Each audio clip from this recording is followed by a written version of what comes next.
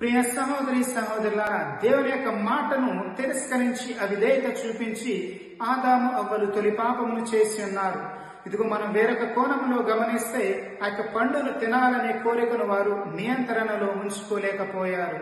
తపస్సు కాలం ఉపవాస ప్రయాణం చేస్తున్న మనము, ఉపవాసం అంటే శారీరక కోరికలు, భోజనం అవ్వచ్చు, వేరే ఏదైనా గాని వాటిని తిరస్కరించి నియంత్రణలో ఉంచుకొని ఆత్మపూరితమైనటువంటి మార్గం వైపు నడుచుట.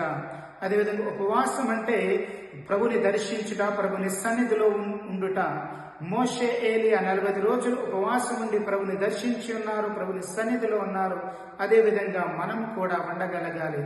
ఉపవాసం అంటే ఇదిగో పశ్చాత్తాపానికి సంకేతము. ఒక మాటలో చెప్పాలంటే పాపము నుంచి వైదొలిగి దేవుని వైపు నడుచుట.